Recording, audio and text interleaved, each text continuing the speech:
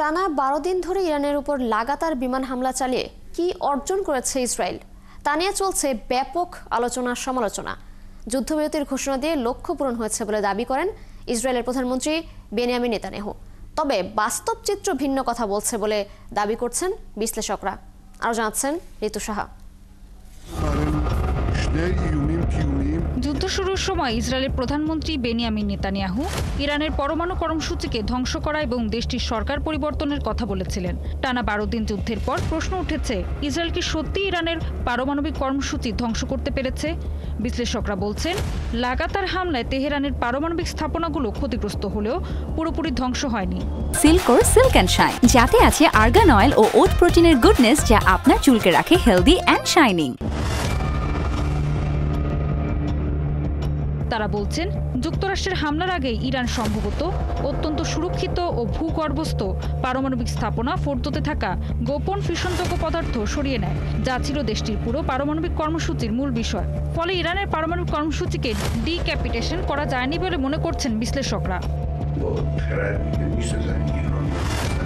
যুদ্ধে ইসরায়েলের দ্বিতীয় লক্ষ্য ছিল ইরানের শাসন ব্যবস্থায় পরিবর্তন আনা। তবে বিশ্লেষকরা বলছেন, এর পুরো বিপরীত ঘটনাই ঘটেছে। ইসরায়েল বিশ্বাস করে শত্রুপক্ষের শীর্ষ নেতাদের হত্যা করলেই দুর্বল হয়ে পড়বে তারা। সেই কৌশলেই ইরানের রেভলিউশনারি গার্ড বাহিনীর শীর্ষ নেতাদের হত্যা করেছে।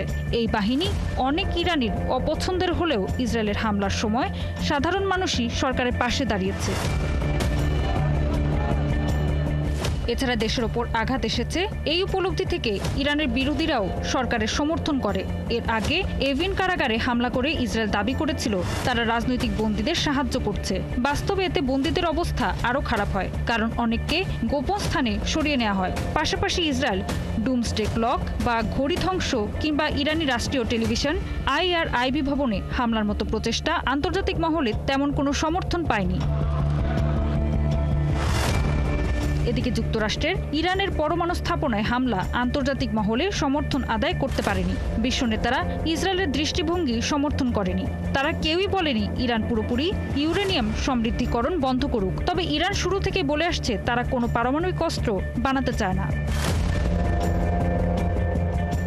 যুদ্ধের শুরুতে ইসরায়েল ইরানের ওপর দ্রুততার সাথে আকাশে প্রাধান্য বিস্তার করতে পারলেও ইরানি ক্ষেপণাস্ত্র বহুবার ইসরায়েলের ভেতরে আঘাত হানে, দেশব্যাপী আতঙ্ক ছড়িয়ে দেয় এবং গুরুত্বপূর্ণ অবকাঠামো ধ্বংস করে।